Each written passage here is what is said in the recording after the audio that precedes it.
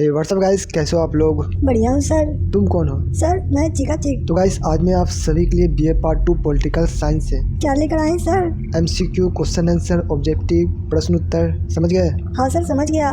मुझे तो political science का सही प्रश्न उत्तर आता है। रियली। हाँ सर, चाहो तो आप लगा लो बाजी। Okay done. 1-1 रुपए का। क्या। हाँ सर, मेरे पास जो रहेगा मैं उतना का ही लगाऊंगा। ठीक है चलो डन। चलो स्टार्ट करते हैं। तो पहला क्वेश्चन है, राज्यसभा की सदस्य संख्या कितनी है। यानी कि आपको बताना है राज्यसभा की जो सदस्य की संख्या है वह टोटल कितनी है। सर मुझे इसका आता है सर। बताओ। सर ऑप्शन तो दो। हाँ ऑप्शन है 240, 245, 250, 255। सर 245। बिल्कुल सही है। अनुच्छेद 80 के अनुसार राज्यसभा में 245 सदस्यों की व्यवस्था की गई है, जिसमें से 233 सदस्य होते हैं राज्य से और 12 सदस्य होते हैं संघ राज्य प्रदेश से। ठीक है। हाँ सर समझ में आ गया। 233 सदस्य राज्य से और 12 संघीय राज्य शासित प्रदेश से। Very good. चलो नेक्स्ट क्वेश्चन देखते हैं। क्वेश्चन नंबर 2 है, राष्ट्रपति राज्यसभा के कितने सदस्यों को मनोनीत करते हैं। यानी आपको बताना है राष्ट्रपति जो है वह राज्यसभा के कितने सदस्य को चुनते हैं, मनोनीत करते हैं। ऑप्शन है 12, 13, 14 या फिर 15। सर इसका भी आंसर मुझे आता है। हाँ तो बताओ। इसका हो जाएगा right answer option number A 12। राष्ट्रपति जो है वह 12 सदस्यों को चुनते हैं, मनोनीत करते हैं।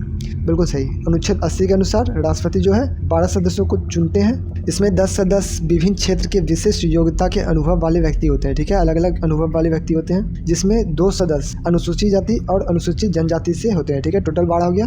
क्वेश्चन नंबर 3 है, राज्यसभा के सदस्यों का निर्वाचन यानी कि चुनाव कितने वर्षों के लिए होता है। तो राज्यसभा के जो सदस्य के निर्वाचन होता है वह कितने वर्षों के लिए होता है। ऑप्शन है 2 वर्ष, 3 वर्ष, 4 वर्ष या फिर 6 वर्ष। गाइस अगर आपको आता है तो आप भी अपना ऑप्शन जरूर लगाना। यहाँ पे इसका राइट आंसर ऑप्शन में डी हो जाएगा 6 वर्षों के लिए। तो राज्यसभा के सदस्यों का निर्वाचन कितने वर्षों के लिए होता है। 6 वर्षों के लिए। सर मुझे याद था पर मैं बोला नहीं। ठीक है, कमेंट कर देना। क्वेश्चन नंबर 4 है, राज्यसभा के 1/3 सदस्य कितने दिनों पर अवकाश प्राप्त करते हैं, यानी कि छुट्टी प्राप्त करते हैं। 2 वर्ष, 3 वर्ष, 4 वर्ष या फिर 5 वर्ष। तो राज्यसभा के 1/3 सदस्य कितने दिनों पर अवकाश प्राप्त करते हैं, तो ये करते हैं 2 वर्षों पर। ठीक है, right answer option number A हो जाएगा 2 वर्ष। तो राज्यसभा के 1/3 सदस्य कितने दिनों पर अवकाश प्राप्त करते हैं। 2 वर्ष। Right answer option A. बिल्कुल सही। क्वेश्चन नंबर 5 है, लोकसभा द्वारा पारित गैर वित्तीय विधेयक को राज्यसभा कितने दिनों के लिए रोक सकती है। यानी आपको बताना है लोकसभा द्वारा जो पारित होता है गैर विधायकीय बिल, ठीक है, उसे अगर राज्यसभा रोकता है, ठीक है, तो उसे कितने दिन तक रोक सकता है, कितने दिनों तक उसे पावर है रोकने का। 14 दिन, 1 महीना, 3 महीना या फिर 6 महीना। काफी इंपॉर्टेंट क्वेश्चन है, ये क्वेश्चन एग्जाम में आता है। सर मैंने पढ़ा था कि भारतीय संविधान के अनुच्छेद 107 के तहत लोकसभा को पारित गैर वित्तीय विधेयक 14 दिनों तक रोक सकती है। क्या ये सही है।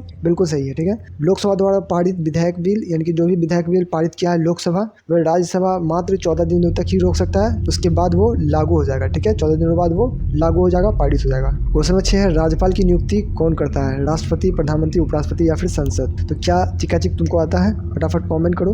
ऑप्शन नंबर ए के साथ जाऊंगा, राष्ट्रपति। बिल्कुल सही हो जाएगा। राज्यपाल की नियुक्ति कौन करता है, तो ये करता है राष्ट्रपति। ठीक है, राष्ट्रपति के द्वारा ही राज्यपाल की नियुक्ति किया जाता है। किस अनुच्छेद के तहत किया जाता है, तो ये अनुच्छेद 155 के तहत किया जाता है। राज्यपाल की नियुक्ति कितने वर्षों का होता है, ये भी पूछ ले तो ये होता है 5 वर्षों का। ध्यान रखना, ये क्वेश्चन एग्जाम में आता है कि राज्यपाल की नियुक्ति कितने वर्षों के लिए होता है, तो इसका अवधि जो होता है वो होता है 5 वर्षों का। क्वेश्चन नंबर 7 है, राज्यपाल को प्रत्येक वर्ष कितना वेतन मिलता है, 5,000, 5,500, 10,000 या फिर 11,000। सर ये तो बहुत कम है, इससे ज़्यादा तो मैं कमा लेता हूँ। हाँ बिल्कुल, ये जो दिया गया आंकड़ा ये दिया गया है 1947 या 50 के आसपास का। ठीक है, ये आंकड़ा शुरुआती का है, करेंट आंकड़ा कुछ और है। इसमें जो इसका राइट आंसर होगा, इसका राइट आंसर होगा ऑप्शन नंबर सी 10,000। ठीक है, उस समय जो दिया जाता था राज्यपाल को प्रति महीना 10,000 दिया जाता था। अब करेंट में, ठीक है, वर्तमान में कितना दे रहा है राज्यपाल को, तो ये दिया जा रहा है 3.5 लाख। ठीक है, 3,50,000 रुपये प्रति महीना वेतन मिलता है, प्लस साल में राज्यपाल को 50,000 मेंटेनेंस चार्ज दिया जाता है। ठीक है, मेंटेनेंस चार्ज के नाम पर 50 लाख रुपए दिया जाता है साल में। तो टोटल हो गया 3.5 लाख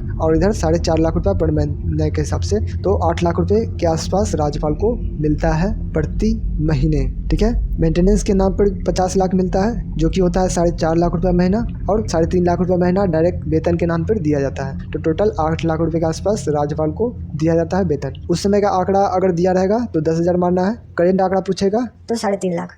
क्वेश्चन 8 है, मुख्यमंत्री किसके विश्वास पर टिका रहता है, राज्यपाल, राष्ट्रपति, विधानसभा या मंत्री परिषद। कैसे अगर आपको आता है तो आप भी अपना ऑप्शन लगाते जाना। यहाँ पे इसका right answer option number C हो जाएगा, विधानसभा। ठीक है, मुख्यमंत्री किसके विश्वास में अपना पद टिका रहता है? तो विधानसभा के विश्वास में। ठीक है, और अनुच्छेद 164 के तहत विधानसभा में उसे बहुमत साबित करना होता है मुख्यमंत्री को। ठीक है, बता दें कि विधानसभा का नेता मुख्यमंत्री को कहा जाता है। मंत्रिपरिषद का जो अध्यक्ष होता है वो भी मुख्यमंत्री को कहा जाता है। और राज्य का कार्यकारी प्रमुख मुख्यमंत्री को कहा जाता है। ये तीनों याद रखना। क्वेश्चन आ सकता है कि विधानसभा का नेता कौन होता है? मुख्यमंत्री। मंत्रिपरिषद का अध्यक्ष कौन होता है? मुख्यमंत्री। राज्य का कार्यकारी प्रमुख कौन होता है? मुख्यमंत्री। बिल्कुल सही। ठीक है, क्वेश्चन नंबर 9 है, मंत्रिपरिषद का गठन कौन करता है? राज्यपाल, राष्ट्रपति, मुख्यमंत्री या मंत्रिपरिषद के सदस्य? तो गाइस अगर आपको आता है तो आप भी अपना ऑप्शन लगाते जाना। चिकाचिक क्या तुमको आता है? सर मुख्यमंत्री होना चाहिए। तो गाइस आप कमेंट कर बताओ कि क्या ये मुख्यमंत्री सही है? बिल्कुल ऑप्शन नंबर सी हो जाएगा, मुख्यमंत्री। ठीक है, मंत्रिपरिषद का जो गठन होता है कौन करता है? ये करता है मुख्यमंत्री के द्वारा। ठीक है, अनुच्छेद 164 के तहत ये किया जाता है। क्वेश्चन नंबर 10 है, मंत्रिपरिषद की नियुक्ति किसके द्वारा की जाती है? ठीक है, किसके द्वारा होता है? राज्यपाल, राष्ट्रपति, मुख्यमंत्री या मंत्रिपरिषद के सदस्य? ये होता है मुख्यमंत्री के द्वारा। ठीक है, मंत्रिपरिषद का जितना भी मंत्रिपरिषद है उन सभी का जो नियुक्ति होता है उन सभी का नियुक्ति मुख्यमंत्री के द्वारा की जाती है। क्वेश्चन नंबर 11 है, मंत्रिपरिषद की नियुक्ति के लिए राष्ट्रपति की सहमति आवश्यक है या नहीं? तो मंत्रिपरिषद की नियुक्ति के लिए राष्ट्रपति की सहमति की आवश्यकता नहीं है। ठीक है, राज्य में, पर केंद्र में मंत्रिपरिषद की नियुक्ति के लिए राष्ट्रपति की सहमति की आवश्यकता है। ठीक है, केंद्र में राष्ट्रपति की आवश्यकता है, राज्य में राष्ट्रपति की आवश्यकता नहीं है। राज्य में राज्यपाल मंत्रियों का नियुक्ति करेगा और केंद्र में राष्ट्रपति। ठीक है, ध्यान रखना दोनों। किस अनुच्छेद के तहत ये किया जाएगा? तो ये अनुच्छेद 164 के तहत किया जाएगा। ठीक है, 164। क्वेश्चन नंबर 12 है, भारत में राज्य के राज्यपाल की सेवानिवृत्त आयु की सीमा निर्धारित की गई है। यानी कि भारत में जो राज्य के राज्यपाल है वो किस आयु तक अपने पद पर रह सकता है? ठीक है, कितना आयु उसका रखा गया है? 60 वर्ष, 62 वर्ष, 65 वर्ष या फिर कोई नहीं? तो गाइस काफी इंपोर्टेंट है, ये क्वेश्चन एग्जाम में आ चुका है, ध्यान रखना। Right answer option number D हो जाएगा, कोई नहीं। ठीक है, राज्यपाल की जो रिटायरमेंट का जो निर्धारित समय किया गया है वो शुरुआत में 60 वर्ष रखा गया था, उसके बाद इसे हटा दिया गया था। ठीक है, तो अब right answer option number D हो जाएगा, कोई नहीं। विधानसभा का कार्यकाल कितने वर्षों का होता है? 4 वर्ष, 5 वर्ष, 6 वर्ष या फिर 7 वर्ष? तो विधानसभा का जो कार्यकाल होता है ये होता है 5 वर्षों का। Right answer option number B हो जाएगा, सही आंसर। ठीक है, और ये किस अनुच्छेद के तहत इसे रखा गया है? ठीक है, तो ये अनुच्छेद 172 के तहत विधानसभा का कार्यकाल 5 वर्षों का रखा गया है। ठीक है, विधानसभा, विधानमंडल ये सभी होता है राज्यों में। ठीक है, राज्यों में होता है विधानसभा, विधानमंडल। केंद्र में होता है लोकसभा और राज्यसभा। क्वेश्चन नंबर 14 है, विधानसभा का सदस्य बनने के लिए सदस्यों की आयु क्या होनी चाहिए? ठीक है, विधानसभा के सदस्य बनना है तो उसकी आयु कितनी होनी चाहिए? न्यूनतम, यानी कम से कम कितनी आयु होनी चाहिए विधानसभा के सदस्य बनने के लिए? ऑप्शन है 18 वर्ष, 21 वर्ष, 25 वर्ष या फिर 30 वर्ष। तो विधानसभा के सदस्य बनने के लिए 21 वर्ष कम से कम होना चाहिए। ठीक है, राइट आंसर ऑप्शन बी हो जाएगा, 21 वर्ष।